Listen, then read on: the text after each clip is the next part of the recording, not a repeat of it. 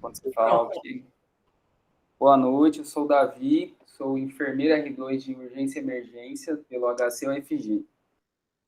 E hoje a gente vai falar sobre radiografia de tórax. Vou falar um pouco da técnica, vou falar sobre anatomia e sobre a interpretação. Posso ir? A seguir, eu vou passar uma sequência de imagens e vocês vão tentar adivinhar o que é, olhar essas imagens, ver o que tem, o que não tem. E aí, no final, eu vou mostrar essas imagens outra vez. E aí a gente vai ter uma outra ótica, enfim, ver se faz aí uma autoanálise para ver se a gente melhorou alguma coisa, tá? Essa é a primeira imagem. Tem algum R1 aqui na sala, não? Ou vários? Essa é a primeira. Segunda. Tem vários, Davi. Vários, né? Tá. Então, vamos lá, R1. Terceira imagem. Vendo, né, que tá feio o pulmão. Tá conseguindo ver coração. Tem tipo uns... Tem uns eletrodos aqui, né? Osso. Esse aqui é um dispositivo que a gente vai analisar no final. Ver se ele está bem posicionado. Se você não conseguir identificar a estrutura, relaxe, que aí no final eu vou falar.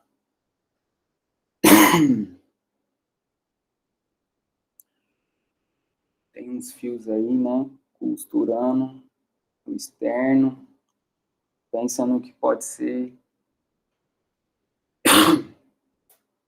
Bom, conteúdo. Vou falar sobre a técnica do exame, a anatomia radiológica, que esse tema, esse subtema, ele é super importante. Vou falar sobre sistematização, padrões radiológicos e avaliação de dispositivo.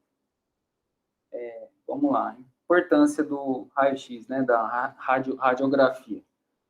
Além de ser um exame barato, ele é um exame que está no nosso dia a dia, está ali para todo mundo ver e para guiar as nossas condutas, certo?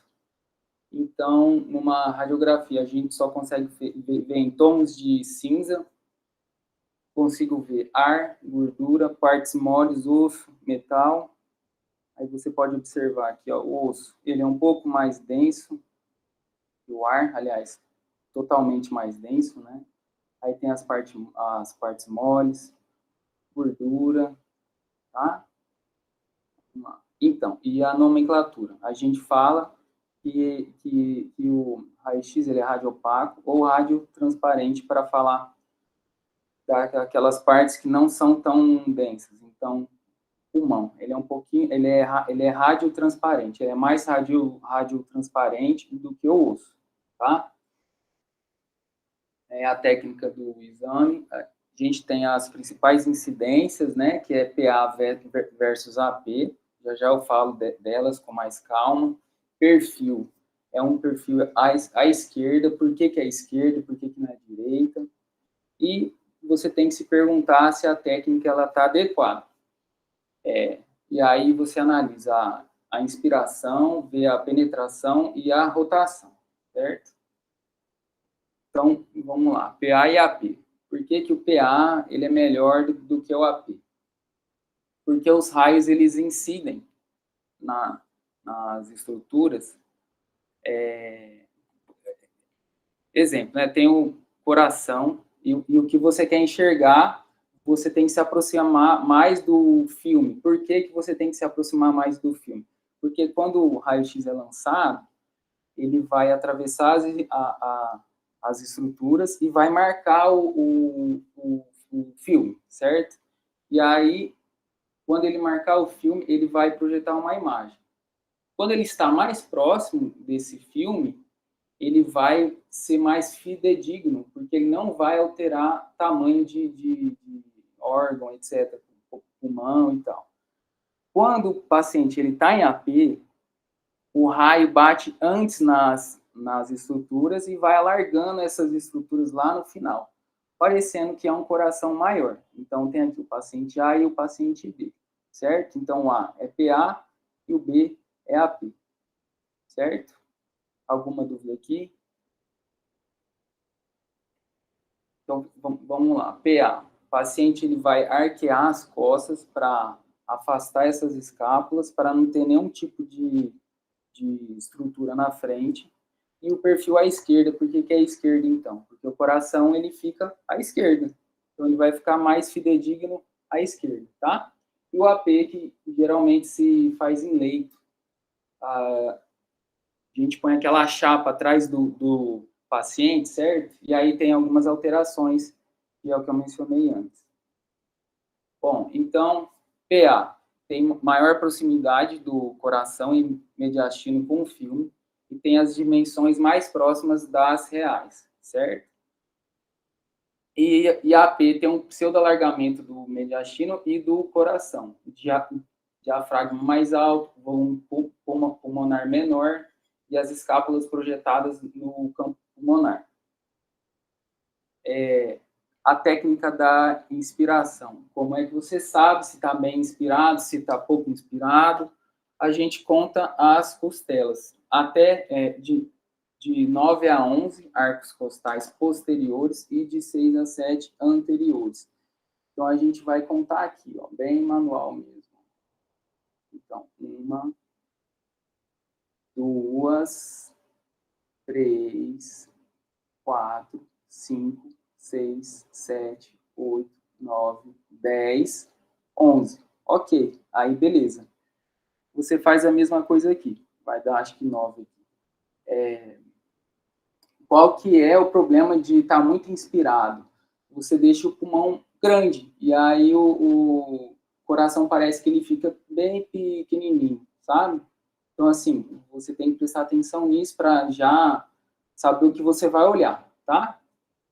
E a penetração, ele pode estar bastante, muito penetrado ou pouco. Então, do lado esquerdo aqui, ele está pouco penetrado, você não consegue ver as estruturas direito, você não consegue identificar o que é osso, o que é vértebra, o que é o coração aqui, sabe? E aqui à direita ele está muito penetrado. É quando você consegue enxergar bastante estrutura, além do que a gente vê normalmente, tá?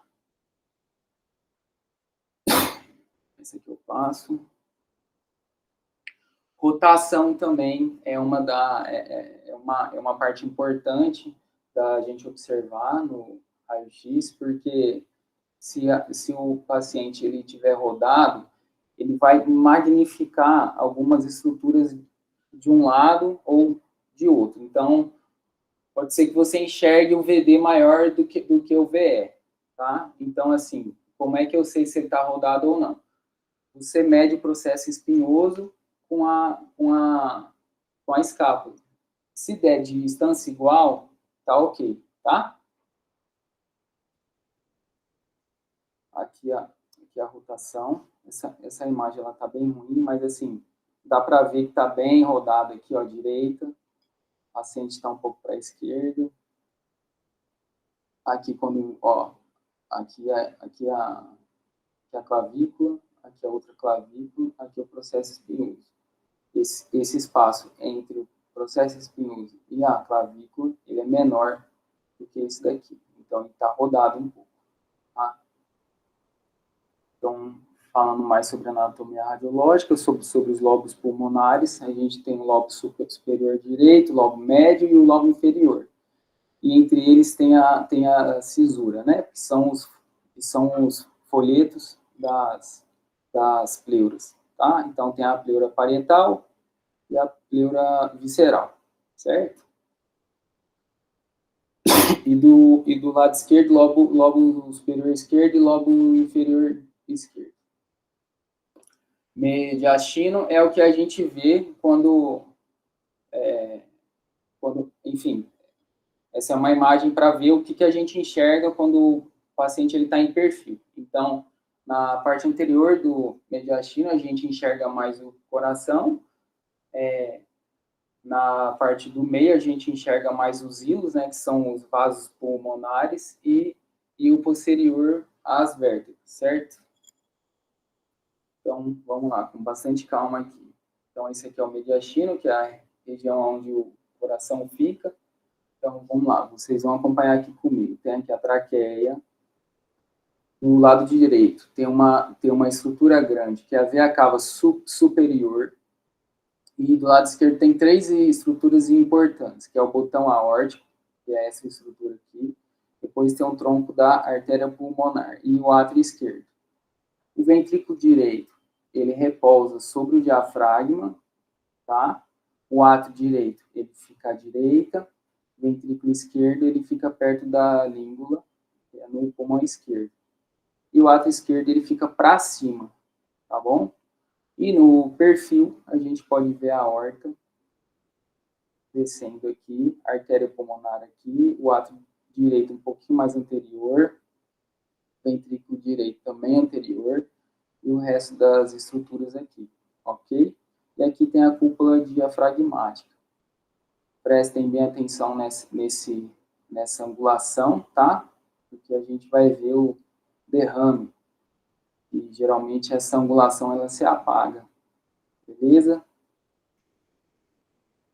E a gente também pode ver o índice cardiotorácico, que é um índice que a gente vê se o coração ele está grandão ou não. No nosso HC aqui a gente tem bastante paciente chagásico, então isso é uma coisa que a gente pode observar assim no nosso dia a dia, tá? Então, o coração ele tem que ter no máximo até 50% da metade do seu tórax, tá? Então, se ele for maior que isso, ele é um coração com alguma patogenia. Diafragma, quando a gente está enxergando a imagem perfil. Como é que eu sei que é o diafragma direito ou o diafragma esquerdo? Por exemplo, diafragma esquerdo, ele vai parar no coração, isso. E aí a gente pode observar aqui, ó, ele vem aqui e para aqui. O direito, ele começa aqui e atravessa até o final, tá?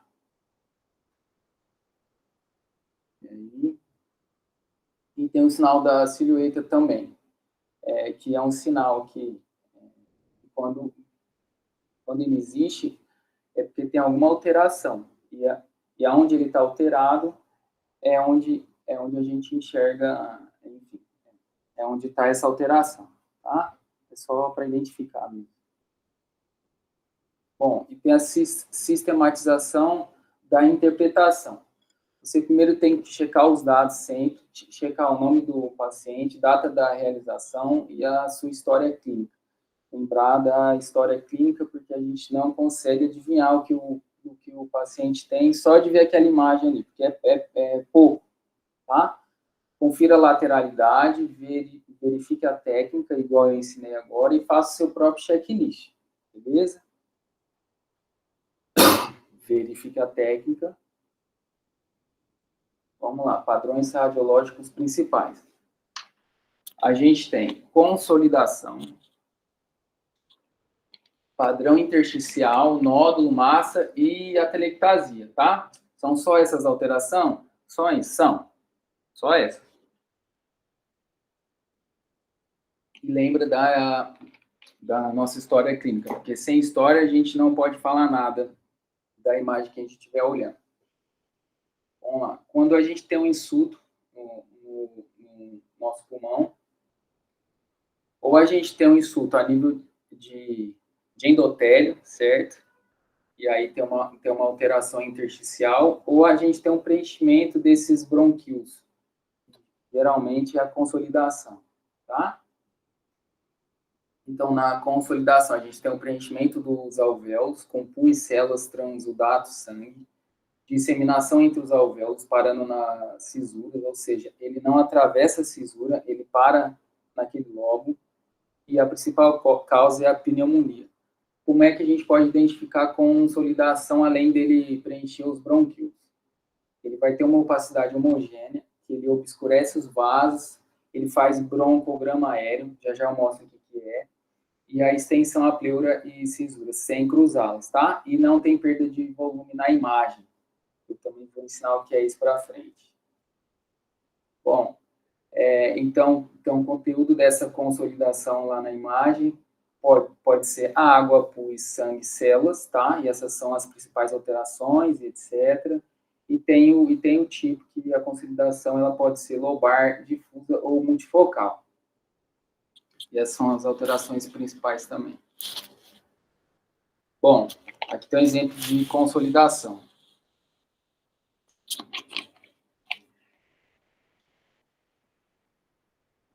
Aqui tem outro exemplo. Quando a gente não consegue enxergar ela de... Aqui, ó. Aqui esse é o broncograma. Esse é o broncograma aéreo, tá? Quando a gente consegue enxergar a traqueia, porque a traqueia ela tem ar, então ela vai aparecer mais radiotransparente que as outras estruturas, tá?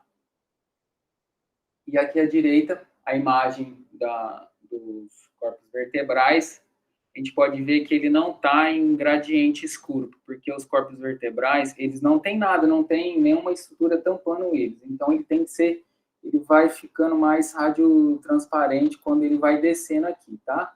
Quando ele estiver marcando, é porque tem alguma coisa ali, geralmente uma consolidação ou um derrame extenso. Aí o broncograma aéreo. Um exemplo de consolidação a nível lobar. Um exemplo de consolidação multifocal. E o difuso. Beleza? Temos aí mais um pouco. Aqui, ó. Ele não tá escurecendo aqui as vértebras, então a gente identifica que tem uma consolidação aí. Ah, parece estar muito jogado. Não é porque vocês vão vendo imagens assim e vocês vão acostumando com isso. E tem um sinalzinho aqui que quer dizer um infarto pulmonar, que é clássico numa radiografia, tá? Que é esse sinalzinho aqui, ó. Quando você tem infarto pulmonar, ele vem e aparece aqui, tá? E geralmente aqui também. E a gente evidencia aqui, igual eu falei. Outro exemplo de consolidação. Tá vendo que tem um broncograma aéreo aqui, ó? Então, esse aqui é um carcinoma broncoalveolar. De novo, sem a história clínica, a gente não pode falar nada. A gente vai falar que isso aqui é o quê? Uma pneumonia? Enfim. Outro exemplo aqui. Esse aqui é uma hemorragia pós-biópsia.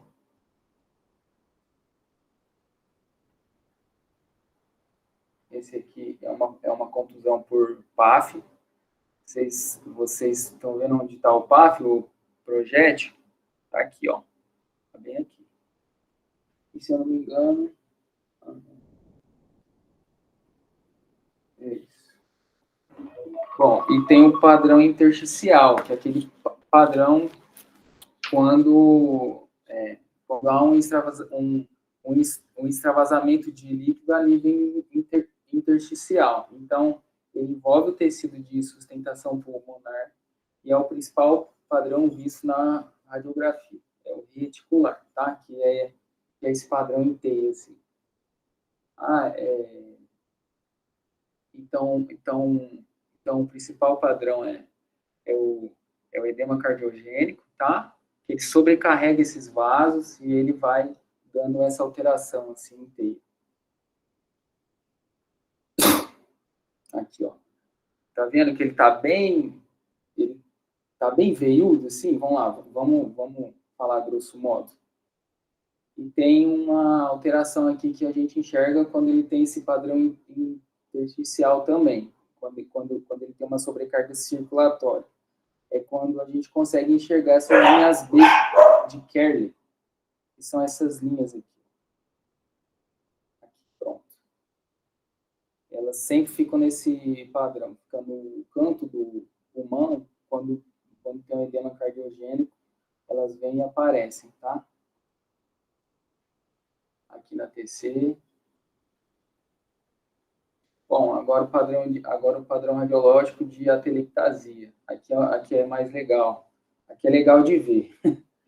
Então, resulta na perda de ar, nesses alvéolos, resultando numa redução volumétrica. Aqui a gente vai ter uma redução volumétrica e um aumento da densidade, decorrente da obstrução da via aérea ou de compressão pulmonar extrínseca. Então, tem uma opacidade bem definida, também obscurece os vasos e não tem o broncograma aéreo, tá?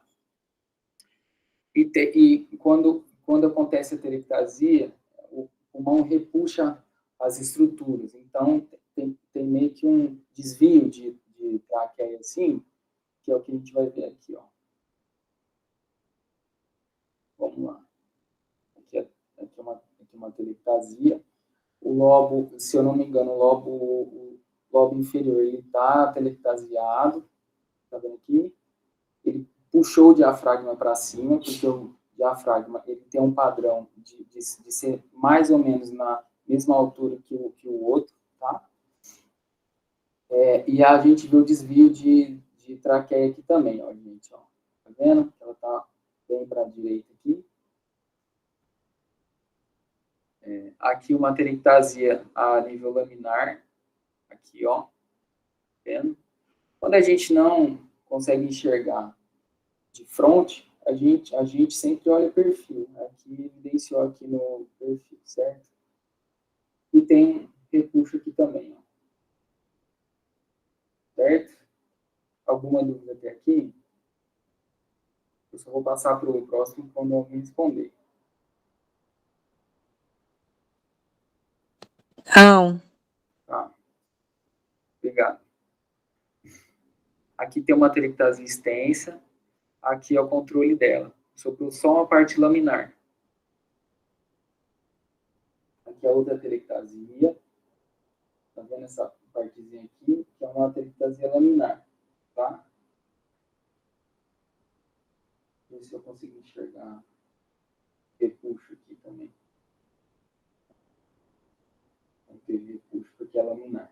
Bom, e tem alteração de nódulo ou massa. A gente vai identificar quando é nódulo e massa somente pelo tamanho. Então, é só uma nomenclatura mesmo, tá? Então, quando é menor que 3 centímetros, a gente chama ele de nódulo. Quando é maior que 3, a gente chama de massa. Então, são opacidades arredondadas, de margens bem definidas e completamente circundadas por parênquima pulmonar. As causas mais comuns são essas: granuloma, carcinoma brônquico, metástase, amartoma, que é um tipo de câncer benigno, quer dizer, é um nódulo benigno, e os menos comuns. Bom, nódulo aqui, ó. Tá vendo? Nódulo. Se eu não me engano, isso aqui é metástase e a origem do câncer estava no rim. E é isso mesmo, tá? Aqui mostra onde é que estava o câncer e aqui mostra a metástase. Bom, vamos lá. Aqui, ó, massa. Tá vendo aqui? Massa aqui. E no perfil massa também. Beleza? Bom, e tem as alterações de radiolucência. O que é isso? É quando a alteração ela é menos densa que o normal, tá? Então, a gente pode identificar cisto, cavidade e enfisema. O cisto ele tem a parede fina, cavidade ele tem uma parede espessa, que é maior que 3 centímetros, e o enfisema a gente pode ver no DTOC, ele não tem parede visível, tá? Então, vamos lá. Aqui na primeira imagem, a gente vê cavidade, que é uma parede, ó, tem aqui o interior dela, e tem aqui a parede, que ela é bem grandona. Aqui no cisto, a gente ainda vê uma borda definida, só que um pouquinho mais fino, tá vendo? Então, a gente chama isso aqui de cisto, tá bom? E tem o enfisema. Aqui no enfisema, a gente não consegue enxergar parede, é só a destruição do alvéolo. Então é um típico DTOC. TB, abscesso e neoplasia. E aqui a cavidade, tá? Parede grossa e interior mais radiotransparente, beleza? Aqui a gente pode ver também, ó, aqui a cavidade, cavidade, cavidade, tá vendo? Tá vendo que a parede é grossa? Tá? Beleza. Aqui. Aí, ó, de novo. Sem nenhuma história clínica, a gente não pode falar nada, tá? Cisto. Alguém tá vendo cisto aqui? Não. Onde está o cisto? Tem um cisto aqui. Tá para cá. Não tá. Ou tá aqui. Tá aqui, ó. Tá bem pequenininho aqui, ó. Tá vendo? Ó. Isso aqui é um êmbolo séptico. E no enfisema, é quando o pulmão ele fica grandão, e aí a gente consegue contar mais de 11 costelas aqui, tá? Então, é tudo preenchido de ar, o coração ele fica menorzinho, tá vendo? E agora as alterações pleurais, tá? Agora que vem o derrame. Então, vamos lá. A gente pode ter derrame pleural de 200 a 300 ml, e o mínimo para a gente ver numa radiografia é um derrame de 300 ml mais ou menos. A gente pode ter de 2 litros também, e ele mais extenso aqui, tá? Ou subpulmonar, que é aquele que eleva o diafragma, tá bom? Que é quando o derrame acontece abaixo da pleura, tá? Derrame sisural também. Então, vamos lá. Onde é que a gente está enxergando derrame aqui? Aqui, ó. Tá vendo que o ângulo costofrênico ele está um pouquinho apagado e ele está fazendo um nívelzinho aqui, ó. Certo?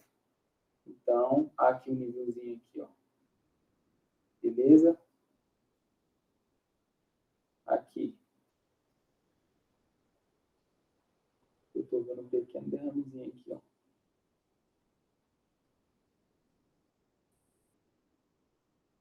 Derrame extenso aqui.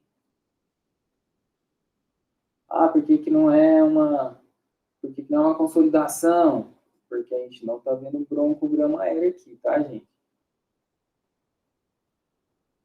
E o pneumotórax, que é o extravasamento de ar, né, para a região pleural. Então, a gente tem que ver a topografia correta, que são os ápices, e olhar sempre a margenzinha, tá? Lembrar que o pneumotórax, ele mata, e a gente tem que agir bem rapidamente. Então, vamos lá. E a gente tem que conseguir enxergar também essa linha pleural quando aconteceu o pneumotórax. Aqui são as principais causas, tem a causa primária, secundária e por trauma, beleza? Vamos lá, como é que a gente vê o pneumotórax aqui? Não sei se todo mundo está vendo, mas para mim está bem óbvio aqui. Eu estou vendo a linha pleural aqui, ó. Beleza? Então, esse pulmão está encolhido. E esse daqui também. Certo? Aqui também. Aqui, por a cor arma branca, certo? Olha aqui a linha pleural. Beleza? Claro que no nosso dia a dia não vai estar tão fácil de ver assim, né? Então, a gente tem que olhar com bastante cuidado. E aqui um bem extenso.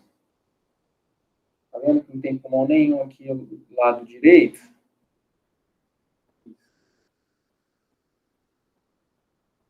E aqui um hemo ou micropneumotórax, que é que a gente vê essa linha pleural aqui, ar aqui e um pequeno derramezinho aqui. Beleza? Bom, avaliação de dispositivos. Aqui eu vou avaliar o marca-passo, o catéter venoso central, o tubo esôfago gástrico, o gastroentérico, o dreno de tórax e o tubo endotraqueal. Bom, aqui no marca-passo a gente pode ter ele unicameral, o bicameral e o tricameral. Aqui a bateriazinha dele. e ele lança o condutor no seu átrio direito, ou no ventrículo esquerdo, ou no ventrículo, no ventrículo direito, ou no ventrículo esquerdo. Beleza? Então, vamos lá. Passa para frente para a gente ver a radiografia. Aqui, ó. Aqui é o unicameral. Ele está onde? No ventrículo direito. E aqui ele está no ventrículo direito e átrio direito. Esse é o bicameral. E quando ele está mal posicionado, quando ele não está em nenhuma parte do coração, tá? Então, aqui, ó, aqui a extremidade dele. Ou ele está redundante. O que é redundante? Quando ele está redundante mesmo, quando ele sobra fio, tá? Ou quando ele está tenso, que corre risco de deslocar. Bom, aqui o catéter venoso central. Como é que a gente sabe quando o catéter está bem posicionado? Quando ele fica na junção cavo-atrial. E aonde é na nossa radiografia? A gente vai contar 2 corpos vertebrais abaixo da carina, tá? Então, vamos lá. A gente está vendo a traqueia aqui e a carina fica exatamente aqui. Esse catéter central, ele está exatamente aqui na carina. Então, está ruim. Beleza? E aqui, se eu não me engano, ele está aqui, ó. Está aqui a carina. Tá todo mundo enxergando, né? E está aqui o catéter central. Ele está antes, então ele está ruim. Aqui é um exemplo que foi mal introduzido. Ele entrou pela subclave, subiu para a jugular interna. E aqui, se eu não me engano, ele desceu demais. Ó. Ele já está no átrio. Está vendo a carina aqui? Tem a carina aqui. E ele desceu demais. Beleza? Agora, variação de tubo esôfago gástrico. Como é que eu sei quando ele está bem lá? Quando ele fica 10 centímetros abaixo da junção esôfago gástrica. Ou esôfago entérico, que é abaixo do piluro. Tá bom? Então, a gente sempre vai avaliar isso. Então, vamos lá. Aqui ele está bem... Aqui está bem posicionado ou não? Ele está bem, ó, porque ele vem, desce, faz a curvinha aqui embaixo. Beleza?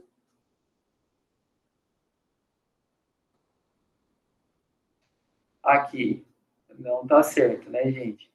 Desceu e entrou pelo pulmão, tá? Aqui, ó.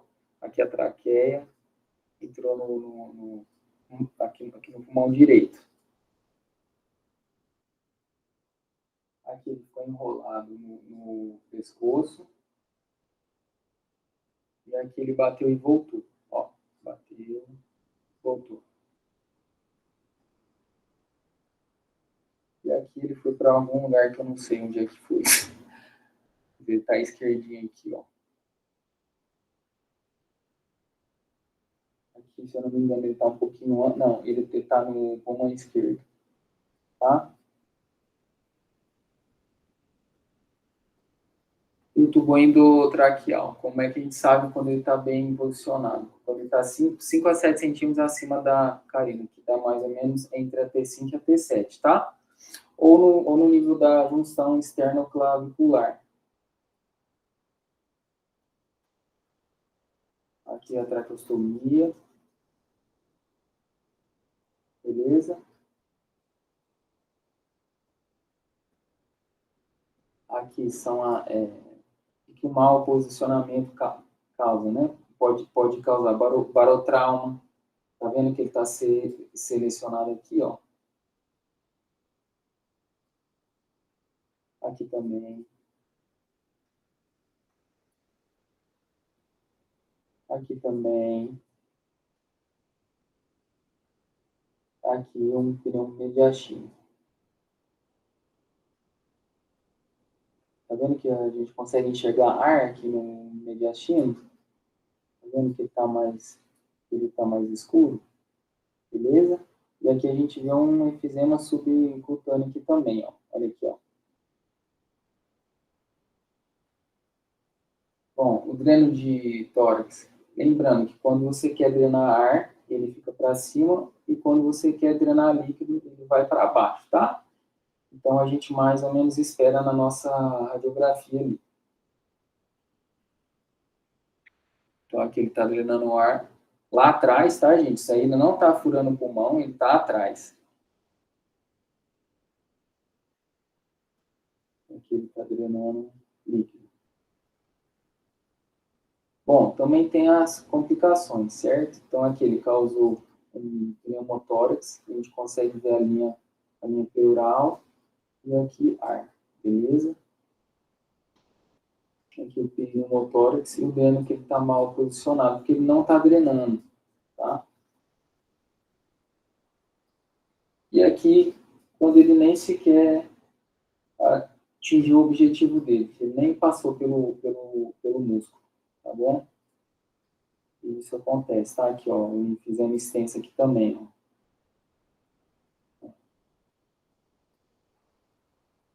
Aqui é pulmão, aqui é pleura. Bom, aqui são as 5 imagens que eu coloquei no começo, tá? Então agora a gente consegue ver um pouquinho melhor, eu acho, né? Aqui a gente vê um pulmão.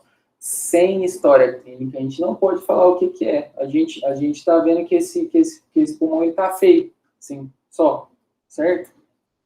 E aqui esse aqui é um corpo pulmonar. Esse é edema pulmonar cardiogênico,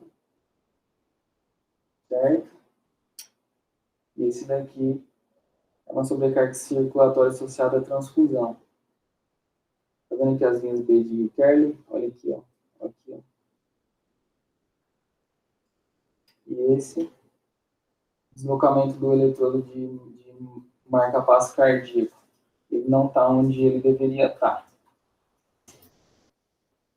Acho que ele voltou para cá, sabe? E esse daqui provavelmente foi uma cirurgia cardíaca. Esse aqui é o marca-passo, causando derrame pleural subpulmonar à direita. Aqui. Beleza? Bom, e é isso. Essa foi a minha apresentação. Desculpa qualquer coisa aí. Fernanda está aí.